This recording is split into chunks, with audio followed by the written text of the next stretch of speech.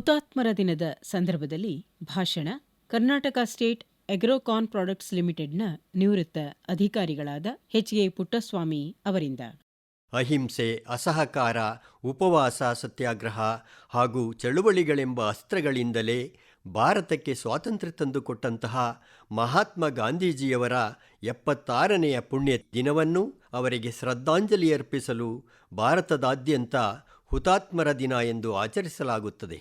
ಅದೇ ರೀತಿ ಸ್ವಾತಂತ್ರ್ಯ ಸಂಗ್ರಾಮದಲ್ಲಿ ಪ್ರಾಣತ್ಯಾಗ ಮಾಡಿದ ನೂರಾರು ಮಂದಿ ನಾಯಕರು, ಸಾವಿರಾರು ಮಂದಿ ಸ್ವಾತಂತ್ರ್ಯ ಸೇನಾನಿಗಳಿಗೆ ಶ್ರದ್ಧಾಂಜಲಿ ಸಲ್ಲಿಸುವ ದಿನವೂ ಆಗಿರುತ್ತದೆ. ಬಾಲಕ ಗಾಂಧಿ ಒಮ್ಮೆ ಮನೆ ಕೆಲಸದ ರಂಬಾಳಿಗೆ ನನಗೆ ದೆವ್ವ ಭೂತಗಳೆಂದರೆ ಭಯ, ಏನು ಮಾಡಲಿ ಎಂದು ಕೇಳುತ್ತಾರೆ. ಅದಕ್ಕೆ ರಂಬಾ, ರಾಮನಾಮವನ್ನು ಜಪಿಸುತ್ತಾ ಮಲಗು, ಭಯ ಹೊರಟು ಹೋಗುತ್ತದೆ ಎನ್ನುತ್ತಾಳೆ. ಅಂದಿನಿಂದ ರಾಮನಾಮ ಅವರ ಉಸಿರಾಗುತ್ತದೆ. ಶ್ರವಣನ ಮಾತಾಪಿತೃಭಕ್ತಿ ಮತ್ತು ರಾಜ ಸತ್ಯಹರಿಶ್ಚಂದ್ರ ನಾಟಕ ಅವರ ಮೇಲೆ ಬಹಳ ಪ್ರಭಾವ ಬೀರುತ್ತದೆ. ಎಷ್ಟೇ ಕಷ್ಟ ಬಂದರೂ ತಾನು ಸತ್ಯವಂತನಾಗಿರಬೇಕೆಂದು ನಿಶ್ಚಯಿಸುತ್ತಾರೆ. ಗಾಂಧಿ ಸಂಗಡಿಗರೊಂದಿಗೆ ಸೇರಿ ಸಿಗರೇಟು ಸೇದುತ್ತಾರೆ. ಖರ್ಚಿಗಾಗಿ ಚಿನ್ನ ಕದಿಯುತ್ತಾರೆ. ಮುಸ್ಲಿಂ ಸ್ನೇಹಿತನೊಬ್ಬ ಬ್ರಿಟಿಷರನ್ನು ದೇಶದಿಂದ ಓಡಿಸಬೇಕಾದರೆ ಮಾಂಸ ತಿನ್ನು ನನ್ನಂತಾಗಬೇಕು ಎಂದು ಹೇಳುತ್ತಾನೆ. ಅವನ ಮಾತನ್ನು ಕೇಳಿ ಅದು ಒಗ್ಗದೆ ತಾನೆಂಥ ತಪ್ಪು ಮಾಡಿದೆ ಎನಿಸಿ ತಾವು ಮಾಡಿದ ತಪ್ಪುಗಳನ್ನೆಲ್ಲ ಒಂದು ಪತ್ರದಲ್ಲಿ ಬರೆದು ತಂದೆಗೆ ಕೊಡುತ್ತಾರೆ. ಪತ್ರವನ್ನು ಓದಿದ ತಂದೆ ದುಃಖಿತರಾಗುತ್ತಾರೆ. ಅದನ್ನು ನೋಡಿ ಪಶ್ಚಾತ್ತಾಪಪಟ್ಟ ಗಾಂಧಿ ದುರಭ್ಯಾಸಗಳನ್ನೆಲ್ಲ ಬಿಟ್ಟು ಬಿಡುತ್ತಾರೆ. ಭಾವನಗರದಲ್ಲಿ ಕಾಲೇಜು ವಿದ್ಯಾಭ್ಯಾಸ ಮಾಡುತ್ತಿದ್ದಾಗ ಸ್ವಾಮೀಜಿಯೊಬ್ಬರು ಗಾಂಧಿಯವರ ಮನೆಗೆ ಬಂದು ಗಾಂಧಿಯನ್ನು ಇಂಗ್ಲೆಂಡಿಗೆ ಕಳುಹಿಸಿರಿ, ಅವರು ಬ್ಯಾರಿಸ್ಟರ್ ಆಗಿ ಬರಲಿ ಎಂದು ಸಲಹೆ ನೀಡುತ್ತಾರೆ. ಗಾಂಧಿಯವರಿಗೆ ಸಲಹೆ ಹಿಡಿಸುತ್ತದೆ. ಅವರ ಅಣ್ಣ ಲಕ್ಷ್ಮೀದಾಸ್ ಅವರು ಸಹ ಇದಕ್ಕೆ ಒಪ್ಪಿ ಲಂಡನ್ನಿಗೆ ಕಳುಹಿಸಿಕೊಡಲು ಹಣದ ವ್ಯವಸ್ಥೆ ಮಾಡುತ್ತಾರೆ. 1888 ಸೆಪ್ಟೆಂಬರ್ 4ರಂದು ಗಾಂಧಿ ಲಂಡನ್ನಿಗೆ ಹೊರಡುತ್ತಾರೆ. ಲಂಡನ್ನಿನಲ್ಲಿ ಮೊದಲ ಬಾರಿಗೆ ಇಂಗ್ಲಿಷಿಗೆ ಅನುವಾದಿತವಾಗಿದ್ದ ಭಗವದ್ಗೀತೆಯನ್ನು ಓದುತ್ತಾರೆ. ಅದನ್ನು ಅಭ್ಯಸಿಸಿ ಗೀತೆಗೆ ಒಂದು ಭಾಷ್ಯ ಬರೆಯುತ್ತಾರೆ. ಗೀತೆಯನ್ನು ತಾಯಿ ಎಂದು ಕರೆಯುತ್ತಾರೆ. ಹೀಗೆ ಭಗವದ್ಗೀತೆ ಗಾಂಧಿಯವರ ಬದುಕಿನಲ್ಲಿ ಸತ್ವ ನೀಡುವ, ಚೈತನ್ಯ ತುಂಬುವ ಶಕ್ತಿಯಾಯಿತು. 1891 ಜೂನ್ 12ರಂದು ಗಾಂಧಿ ಮುಂಬಯಿಗೆ ತೆರಳಿ ಹೈಕೋರ್ಟ್ನಲ್ಲಿ ಅನುಭವ ಪಡೆಯಲು ಯತ್ನಿಸುತ್ತಾರೆ.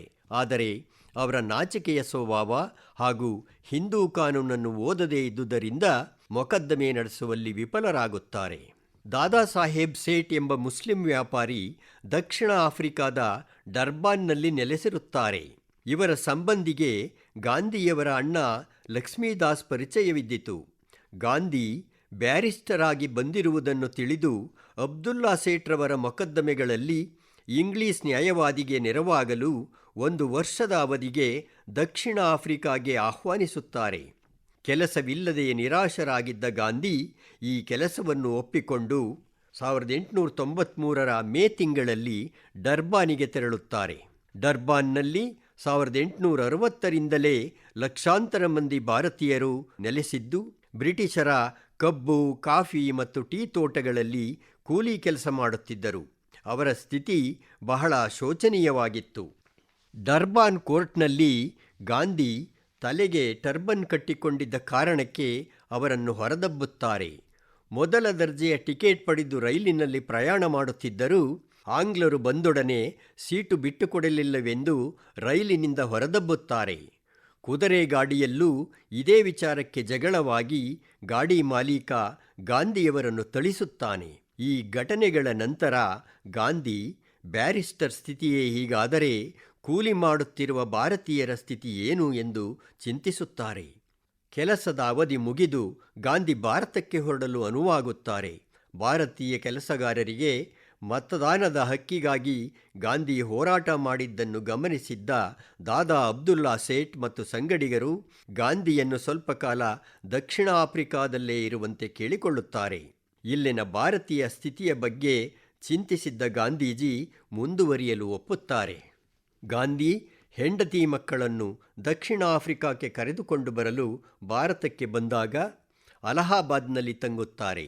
ಅಲ್ಲಿ ದಿ ಪಯನೀರ್ ಪತ್ರಿಕೆಯ ಸಂಪಾದಕರನ್ನು ಭೇಟಿಯಾಗಿ ದಕ್ಷಿಣ ಆಫ್ರಿಕಾದಲ್ಲಿ ಭಾರತೀಯರ ಜೀವನ ಎಂಬ ಒಂದು ಪುಸ್ತಕವನ್ನು ಪ್ರಕಟಿಸುತ್ತಾರೆ. ಜೊತೆಯಲ್ಲಿಯೇ ಆ ಪುಸ್ತಕದ ಬಗ್ಗೆ ಪತ್ರಿಕೆಯಲ್ಲಿ ವಿಮರ್ಶೆ ಪ್ರಕಟವಾಗಿ ಭಾರತದ ಬಹುತೇಕ ಜನರಿಗೆ ಗಾಂಧಿಯವರ ಬಗ್ಗೆ ತಿಳಿಯುತ್ತದೆ. ಹೆಂಡತಿ ಮಕ್ಕಳೊಡನೆ ಡರ್ಬಾನ್ಗೆ ಹಿಂದಿರುಗಿದ ಗಾಂಧಿ ನೆಟಾಲ್ ಇಂಡಿಯನ್ ಕಾಂಗ್ರೆಸ್ ಎಂಬ ಸಂಸ್ಥೆಯನ್ನು ಸ್ಥಾಪಿಸಿ ಅದರ ಮೂಲಕ ಭಾರತೀಯರ ಪರವಾದ ಹೋರಾಟವನ್ನು ಪ್ರಾರಂಭಿಸುತ್ತಾರೆ. ಇಂಡಿಯನ್ ಒಪಿನಿಯನ್ ಎಂಬ ಪತ್ರಿಕೆಯನ್ನು ಆರಂಭಿಸಿ ತಮ್ಮ ಹೋರಾಟದ ಪರಿಚಯ ಮಾಡಿಸುತ್ತಾರೆ. 1902ರಲ್ಲಿ ಗಾಂಧಿ 1 ವರ್ಷದ ಮಟ್ಟಿಗೆ ಭಾರತಕ್ಕೆ ಬರುತ್ತಾರೆ. ಗೋಪಾಲಕೃಷ್ಣ ಗೋಖಲೆಯವರ ಉದಾತ್ತ ಗುಣಗಳಿಗೆ ಮಾರುಹೋದ ಗಾಂಧಿ ಅವರ ಸಲಹೆಯಂತೆ ಭಾರತ ಪ್ರವಾಸ ಮಾಡಿ ದಕ್ಷಿಣ ಆಫ್ರಿಕಾದಲ್ಲಿನ ತಮ್ಮ ಅನುಭವಗಳನ್ನು ಹಂಚಿಕೊಳ್ಳುತ್ತಾರೆ. 1907ರಲ್ಲಿ ದಕ್ಷಿಣ ಆಫ್ರಿಕಾ ಸರ್ಕಾರ ಏಷ್ಯಾಟಿಕ್ ಶಾಸನವನ್ನು ಜಾರಿಗೆ ತಂದಿತು. ಗಾಂಧೀಜಿ ಇದನ್ನು ವಿರೋಧಿಸಿದರು. ಈ ಶಾಸನವನ್ನು ಉಲ್ಲಂಘಿಸಬೇಕೆಂದು ಸ್ತ್ರೀ ಪುರುಷರೆಲ್ಲರನ್ನೂ ಹುರಿದುಂಬಿಸಿದರು. ಇದನ್ನು ಶಾಂತಿ ಸೈನ್ಯ ಎಂದು ಕರೆದರು.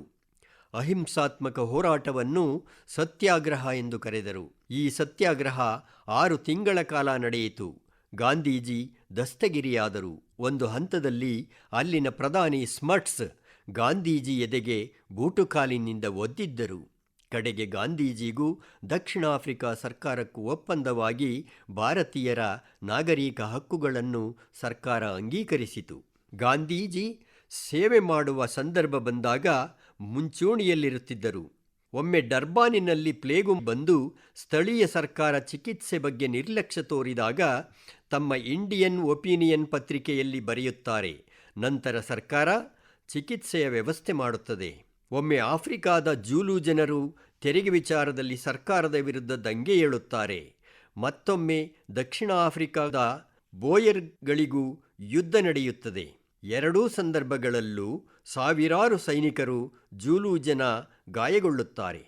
ಗಾಂಧೀಜಿ ಇಂತಹ ಸಂದರ್ಭಗಳಿಗಾಗಿ 1100 ಮಂದಿಯ ಶುಶ್ರೂಷಾ ದಳವನ್ನು ಕಟ್ಟಿರುತ್ತಾರೆ.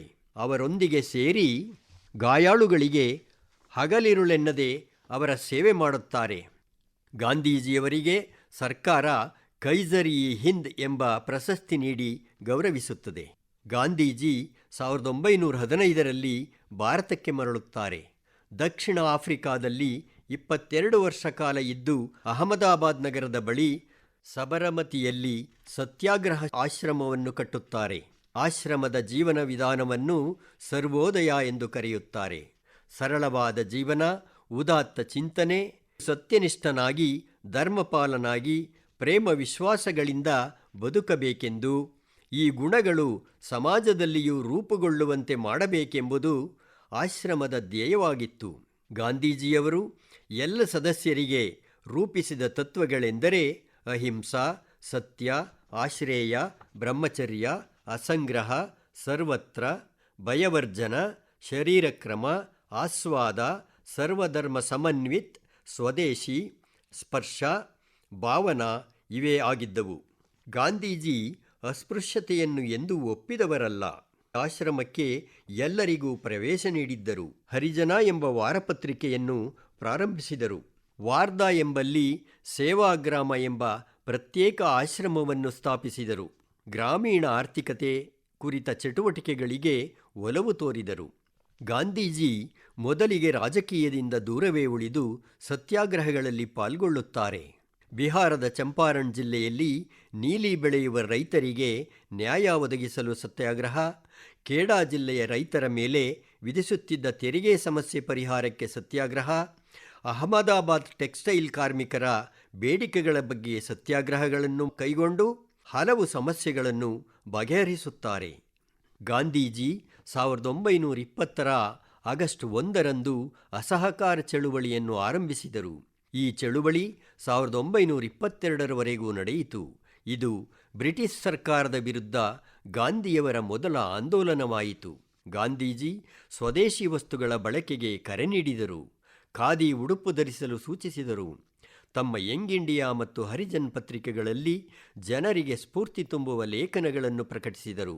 ಅವರ ಕರೆಗೆ ದೇಶಾದ್ಯಂತ ಅಪಾರ ಜನಸ್ತೋಮ ಸ್ಪಂದಿಸಿತು. 1924ರಿಂದ 28ರವರೆಗೆ ಗಾಂಧೀಜಿ ಚರಕವನ್ನು ಹಿಡಿದರು. ಮಲೇರಿಯಾ ನಿರ್ಮೂಲನೆ ಶಿಬಿರ, ನಿರ್ಮಲೀಕರಣ, ಗ್ರಾಮಗಳ ಕಲಹ ಬಗೆಹರಿಸುವುದು, ಪಶುಸಂಗೋಪನೆ, ಅಸ್ಪೃಶ್ಯತಾ ನಿವಾರಣೆ ಮುಂತಾದ ಸಾಮಾಜಿಕ ಚಟುವಟಿಕೆಗಳಲ್ಲಿ ತೊಡಗಿಕೊಂಡರು. ರಾಮರಾಜ್ಯ ಗಾಂಧೀಜಿಯವರ ಕನಸಾಗಿತ್ತು. ಅಧಿಕಾರದ ವಿಕೇಂದ್ರೀಕರಣದಿಂದ ಗ್ರಾಮ ಸ್ವರಾಜ್ಯ ಮಾಡುವ ಕನಸು ಕಂಡಿದ್ದರು. 1924ರಲ್ಲಿ ಕೋಮು ಗಲಾಟೆಗಳಾಗಿ ಕೆಲವರು ಕೊಲೆಯಾದರು, ಮನೆಮಠಗಳು ಲೂಟಿಯಾದವು. ಇದಕ್ಕಾಗಿ 21 ದಿವಸಗಳ ಉಪವಾಸ ಮಾಡಿದರು. 1924ರಲ್ಲಿ ಬೆಳಗಾವಿಯಲ್ಲಿ ನಡೆದ ಕಾಂಗ್ರೆಸ್ ಅಧಿವೇಶನಕ್ಕೆ ಗಾಂಧೀಜಿಯವರೇ ಅಧ್ಯಕ್ಷರಾಗಿದ್ದರು. 1931ರಲ್ಲಿ ಬ್ರಿಟಿಷ್ ಸರ್ಕಾರ ಉಪ್ಪಿನ ಮೇಲೆ ತೆರಿಗೆ ವಿಧಿಸಿತು. ಉಪ್ಪು ತಯಾರಿಸಲು ನಾವು ಸ್ವತಂತ್ರರು ಎಂದು ಹೇಳಿದ ಗಾಂಧೀಜಿ ಆಶ್ರಮದಿಂದ 241 ಮೈಲು ದೂರದ ದಂಡಿ ಸಮುದ್ರ ತೀರಕ್ಕೆ ಯಾತ್ರೆ ಹೊರಟರು. ಅಲ್ಲಿ ಉಪ್ಪು ತಯಾರಿಸಿ ಬ್ರಿಟಿಷರ ಕಾಯ್ದೆ ಭಂಗ ಮಾಡಿದರು. ಯಾತ್ರೆಗೆ ಕೋಟ್ಯಾಂತರ ಜನರ ಬೆಂಬಲ ದೊರೆಯಿತು. ಗಾಂಧೀಜಿ ಹಾಗೂ 60,000 ಸತ್ಯಾಗ್ರಹಿಗಳನ್ನು ಬ್ರಿಟಿಷರು ಜೈಲಿಗೆ ತಳ್ಳಿದರು. 1942ರಲ್ಲಿ ಬ್ರಿಟಿಷರೇ ಭಾರತ ಬಿಟ್ಟು ತೊಲಗಿ ಎಂಬ ಚಳುವಳಿ ಪ್ರಾರಂಭಿಸಲು ತೀರ್ಮಾನಿಸುತ್ತಾರೆ. 1942 ಆಗಸ್ಟ್ ತಿಂಗಳಲ್ಲಿ ನಡೆದ ಕಾಂಗ್ರೆಸ್ ಸಮಿತಿ ಸಭೆಯಲ್ಲಿ ಜವಾಹರಲಾಲ್ ನೆಹರೂರವರು ಈ ಐತಿಹಾಸಿಕ ನಿರ್ಣಯವನ್ನು ಮಂಡಿಸುತ್ತಾರೆ. 1942 ಆಗಸ್ಟ್ 9ರಂದು ಸರ್ಕಾರ ಗಾಂಧೀಜಿ ಹಾಗೂ ಇತರ ಮುಖಂಡರನ್ನು ಬಂಧಿಸಿ ಪುಣೆಯ ಆಗಾ ಖಾನ್ ಅರಮನೆಯಲ್ಲಿ ಸೆರೆ ಹಾಕುತ್ತದೆ. ಅವರ ಜೊತೆಗೆ 35 ವರ್ಷ ಕಾಲ ದುಡಿದಿದ್ದ ಮಹದೇವ ದೇಸಾಯಿಯವರು ಹೃದಯಾಘಾತದಿಂದ ತೀರಿಕೊಳ್ಳುತ್ತಾರೆ. ಗಾಂಧೀಜಿಯವರೊಂದಿಗೆ ಸದಾಕಾಲ ಜೊತೆಗಿದ್ದು ಎಲ್ಲ ತೆರನಾದ ಕಾರ್ಯಕ್ರಮಗಳು ಮತ್ತು ಹೋರಾಟಗಳಿಗೆ ಇಂಬುಗೊಡುತ್ತಿದ್ದ ಅವರ ಧರ್ಮಪತ್ನಿ ಕಸ್ತೂರಿಬಾ ಇದೇ ಜೈಲಿನಲ್ಲಿ 1943ರ ಡಿಸೆಂಬರ್ ತಿಂಗಳಿನಲ್ಲಿ ಮರಣ ಹೊಂದುತ್ತಾರೆ. ಕ್ವಿಟ್ ಇಂಡಿಯಾ ಚಳುವಳಿ ಕೆಲವು ಕಡೆ ಹಿಂಸಾರೂಪ ಪಡೆದದ್ದನ್ನು ಕೇಳಿದ ಗಾಂಧೀಜಿ ಸೆರೆಮನೆಯಲ್ಲಿಯೇ 21 ದಿನಗಳ ಉಪವಾಸ ಕೈಗೊಳ್ಳುತ್ತಾರೆ. ವಿಷಯ ತಿಳಿದು ಬಿಡುಗಡೆಗಾಗಿ ದೇಶಾದ್ಯಂತ ಚಳುವಳಿ ಶುರುವಾಗುತ್ತದೆ. 1944 ಮೇ 5ರಂದು ಗಾಂಧಿಯವರ ಬಿಡುಗಡೆಯಾಗುತ್ತದೆ. 1947ರ ಆಗಸ್ಟ್ 15ರಂದು ಭಾರತ ಮತ್ತು ಪಾಕಿಸ್ತಾನ ಎಂಬ 2 ಪ್ರತ್ಯೇಕ ರಾಷ್ಟ್ರಗಳ ಉದಯವಾಗುತ್ತದೆ. ಜವಾಹರಲಾಲ್ ನೆಹರೂರವರು ಭಾರತದ ಪ್ರಥಮ ಪ್ರಧಾನಿಯಾಗಿಯೂ ಸರ್ದಾರ್ ವಲ್ಲಭಾಯ್ ಪಟೇಲ್ರವರು ಉಪಪ್ರಧಾನಿಯಾಗಿಯೂ ಅಧಿಕಾರ ಸ್ವೀಕರಿಸುತ್ತಾರೆ. ಭಾರತಕ್ಕೆ ಸ್ವಾತಂತ್ರ್ಯ ಬಂದು ದೆಹಲಿ ಅದನ್ನು ಸಂಭ್ರಮದಿಂದ ಆಚರಿಸುತ್ತಿರುವಾಗ ಸ್ವಾತಂತ್ರ್ಯಕ್ಕಾಗಿ ಹಗಲಿರುಳು ಶ್ರಮಿಸಿದ್ದ ಗಾಂಧೀಜಿ ಬಂಗಾಳದ ನೌಕಾಲಿಯಲ್ಲಿ ಪ್ರವಾಸ ಮಾಡಿ ಅಲ್ಲಿ ನಡೆದಿದ್ದ ಕೋಮು ಗಲಭೆಗಳನ್ನು ನಿವಾರಿಸಲು ತಮ್ಮ 78ರ ಇಳಿವಯಸ್ಸಿನಲ್ಲಿಯೂ ಉಪವಾಸ ಸತ್ಯಾಗ್ರಹ ಮಾಡಿ ಪರಿಸ್ಥಿತಿಯನ್ನು ಹತೋಟಿಗೆ ತಂದು ಶಾಂತಿ ನೆಲೆಸುವಂತೆ ಮಾಡುತ್ತಾರೆ. 1948ರ ಜನವರಿ 30ರ ಸಂಜೆ ಗಾಂಧೀಜಿ ತಾವು ತಂಗಿದ್ದ ಬಿರ್ಲಾ ಭವನದಿಂದ ಹೊರಟು ಪ್ರಾರ್ಥನಾ ಸಭೆಗೆ ಹೋಗುತ್ತಿದ್ದಾಗ ಕ್ಷಣ ಮಾತ್ರದಲ್ಲಿ ನಾಥುರಾಮ್ ಗೂಡ್ಸೆ ಅವರ ಮೇಲೆ 3 ಗುಂಡುಗಳನ್ನು ಹಾರಿಸಿದ್ದ. ಹೇ ರಾಮ್ ಎಂದು ಕೊನೆಯದಾಗಿ ಹೇಳಿ ನೆಲಕ್ಕುರುಳಿದ ಬಾಪೂಜಿಯವರ ಪ್ರಾಣಪಕ್ಷಿ ಹಾರಿ ಹೋಗಿತ್ತು. ತಮ್ಮ ಬದುಕೇ ತಮ್ಮ ಸಂದೇಶವೆಂದು ಸಾರಿದ, ಸತ್ಯಕ್ಕಾಗಿ ತಮ್ಮ ಜೀವನವನ್ನೇ ಪ್ರಯೋಗಕ್ಕೊಡ್ಡಿಕೊಂಡ ರಾಷ್ಟ್ರಪಿತನ ಅಂತ್ಯವಾಯಿತು. ರಘುಪತಿ ರಾಘವ ರಾಜಾರಾಮ್, ಪತಿತ ಪಾವನ ಸೀತಾರಾಮ್, ಈಶ್ವರ ಅಲ್ಲಾ ತೇರೇ ನಾಮ್, ಸಬುಕೋ ಸನ್ಮತಿ ದೇ ಭಗವಾನ್. ಈ ಸ್ತೋತ್ರ ಗಾಂಧಿಯವರ ಪ್ರಿಯವಾಗಿತ್ತು. ಗಾಂಧೀಜಿಯವರ ಕೊಲೆಯ ಬಗ್ಗೆ ತಿಳಿದ ಬ್ರಿಟನ್ನ ಮಾಜಿ ಪ್ರಧಾನಿ ವಿನ್ಸ್ಟನ್ ಚರ್ಚಿಲ್ರವರು ಹೀಗೆ ಹೇಳುತ್ತಾರೆ: ಗಾಂಧೀಜಿಯನ್ನು 30 ವರ್ಷ ಕಾಲ ನಾವು ನಮ್ಮ ಆಳ್ವಿಕೆಯಲ್ಲಿ ಬದುಕಲು ಬಿಟ್ಟಿದ್ದೆವು. ಆದರೆ ನೀವು ಸ್ವತಂತ್ರ ಬಂದ ಒಂದೇ ವರ್ಷದಲ್ಲಿ ಅವರನ್ನು ಕೊಂದು ಬಿಟ್ಟಿರಿ. ಖ್ಯಾತ ವಿಜ್ಞಾನಿ ಆಲ್ಬರ್ಟ್ ಐನ್ಸ್ಟೈನ್ರವರು ಗಾಂಧೀಜಿ ಬಗ್ಗೆ ಹೀಗೆ ಹೇಳುತ್ತಾರೆ: ರಕ್ತ ಮಾಂಸಗಳಿಂದ ಕೂಡಿದ ಇಂತಹ ವ್ಯಕ್ತಿಯೊಬ್ಬ ಈ ಭೂಮಿಯ ಮೇಲೆ ನಡೆದಾಡಿದ್ದ ಎಂಬುದನ್ನು ಮುಂದಿನ ಪೀಳಿಗೆ ಬಹುಶಃ ನಂಬದೇ ಹೋಗಬಹುದು.